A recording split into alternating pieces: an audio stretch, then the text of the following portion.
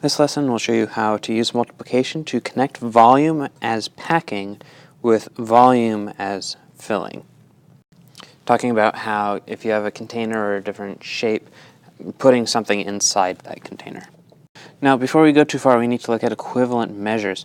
We've been talking about cubic centimeters, and we need to know that 1 cubic centimeter is the same as 1 milliliter. And we'll use that to determine what sort of liquid or how much liquid can go into a container, because milliliters is a measurement of liquid volume.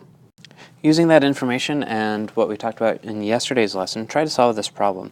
A regular tank measures 30 centimeters by 20 centimeters by 40 centimeters. How many milliliters of water is in the tank if it's completely full? And then convert it into liters. How many liters is that? Solve it on your own, and then I'll show you how I got it. Remember, the first thing that we do is we write down the formula every time. So volume is the same as length times width times height. Then I plugged in the values from the diagram, multiplied them out to see that the volume is 24,000 milliliters. And we put milliliters because we remember that 1 milliliter is the same as cubic centimeters. Do not get that confused. If it's asking for liquid, we're looking for milliliters. If it's not, then we might be looking for cubic centimeters.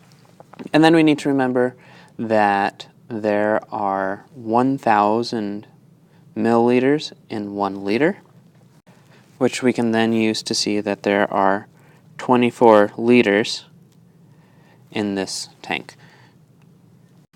Try another problem and make sure that you're listening or reading it carefully. A small fish tank is partially filled with water. If the tank measures 15 centimeters by 10 centimeters by 10 centimeters, but is only filled up to 9 centimeters, what is the volume of the water? Solve it, and then I'll show you how I did it.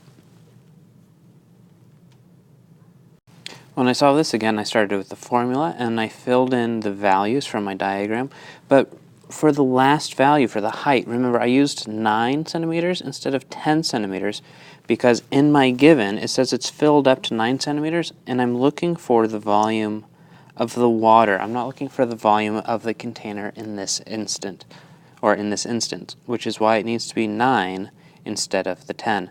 When I multiply it all the way down, I see that in this container, the volume of the water is 1,350 milliliters, and I could convert that into liters if I wanted, which would be 1 in 35 hundredths or 1 in 350 thousandths.